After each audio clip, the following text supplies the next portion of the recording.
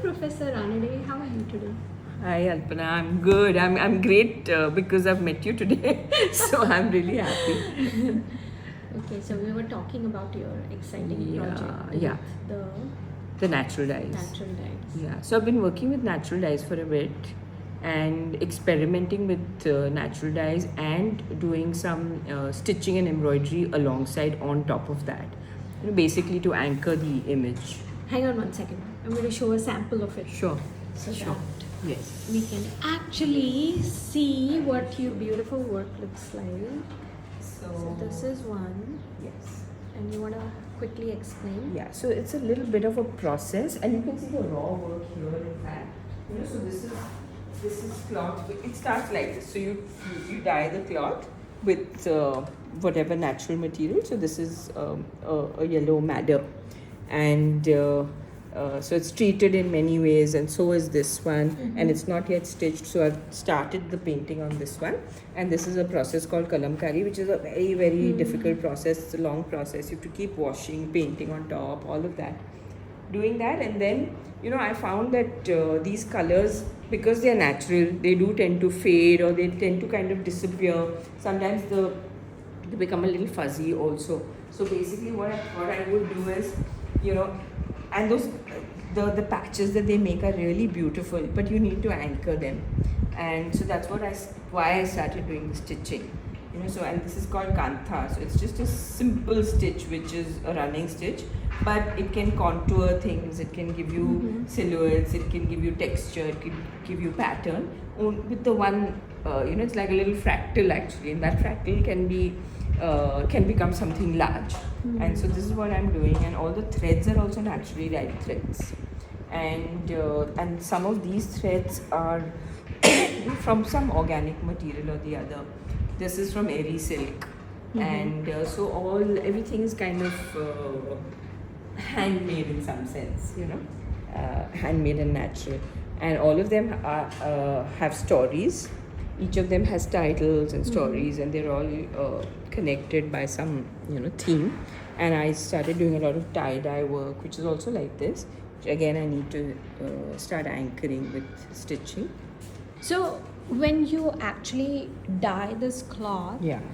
do you know what the outcome is going to be, or is it No. a bit of a surprise? It's a surprise. You roughly know how it's going to turn out, because you keep samples of. Yeah. Okay, Yeah. so if it's madder, it's going to be some form of red, but you don't know how intense it's going to be, and because there are too many variables in natural materials, Yeah. and that's the fun of it. In fact, just the Right. intuitive quality of it.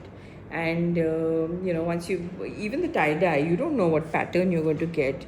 You roughly know, if I tie it a certain way, I might get a spiral, or I might get something that's radiating from a center. But beyond that, it has a life of its own, and really I find that fun. So what's the range of colors you can get? You can And get- are they all like earthy colors, or They're- can you get you some can bright? You can get mainly earth tones, but you can get a good yellow from turmeric. You can get blues from indigo, but they're muted colors. They're Yeah. not those sort of very bright or anything. Yeah. So very earth toned. So basically, and then all the tie-dye threads is what I've used here. What I used to tie these, and that's how I got the color on the thread. So basically that, working with whatever natural color is possible. But you do get different intensities. So if I use a lot more coffee in the color, it'll become a dark brown. If it's a lot less, it'll become a lighter brown. Oh, so you're using coffee as Coffee as well, tea as well, Oh. turmeric, anything in your kitchen can actually become a color, Oh my hibiscus. goodness, And sometimes you feel, okay, hibiscus is going to be red, but it can give you a completely different color. It can give you a very light lilac, or, something like that. So, or from leaves, get from bark, get from mud. So I found a whole lot of stones that I've got a bunch of stones here, river stones. And if you keep them wet, you can actually get color out of them by grinding. So things like that, but mostly earth tones. It's so fascinating, and I love the kantha work on that. Yeah. That And it is- is adds so such meditative. a lot of depth and yeah. texture, right? Yes, yeah. Yeah. I enjoy. It's slow. It's very slow work, Huh. but it is. It anchors you also, and it's kind of centers you, and I find it very meditative. So are you drawing it out with the? Are No, you I'm sketching painting it out? No, So it's you're painted just directly. actually painting Yes, it. yeah, yeah. So do you have like a vision of what or does it organically? It just comes organically, and then I've woven stories around these things as a little bit like like an afterthought. But while you're working, there's so much going on because there's such a long period that you're working in, that all these stories come to you while you're doing this work. You may not have preconceived it, but I think it kind of leads to those stories. That's interesting. Yeah. How much has your own life story been reflected in your? It's all from my life stories. It's all from experiences. Like this is from a place I went to. This is again from the land that I have, the farmland that's there. So these are all the creatures, and that they have all these. They have a sacred grove, and it's a story about that place. Then this is just something that came to me about a white lotus, and how this whole philosophy of how the lotus looks at itself in the reflects on its own life, really, because you're looking into the water. And this was a story about stories that I know about mystics, and I wanted to do a whole series on mystical gardens which tell you stories about those mystics, and this was one of those. So it's about an oasis which tells you the story of this Tibetan woman mystic, and they're all about things that I've either experienced, seen, or read about, and which have stayed in my imagination. It's pretty cool. Yeah. Do you see them as being like a happy expression or not?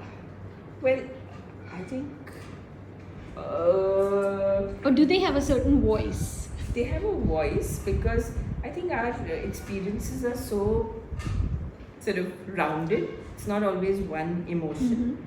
So you may feel happy when you go there, but when when you remember something and you put a few things together, maybe it's something that's very reflective, something that's emotional. It could be so many things. So I think there's no one emotion involved, really. I think it's a lot to do with process also, because it takes so long. So you're going through so many things as you're doing the work. That's true. Yeah. How long does it take? An average? So it's not like I'm doing it all the time. Right. So this is something I keep, like I have a piece that I'm working on right now, and that piece lies on my table, and whenever I get a chance, or whenever I just feel drawn to doing it, and I do some of it every day. It's not like I don't touch the work for a long time. I just keep on at it. So little by little it just grows. And then one fine day I find, oh, this seems like it's done. Yeah. So it tells you that it's done.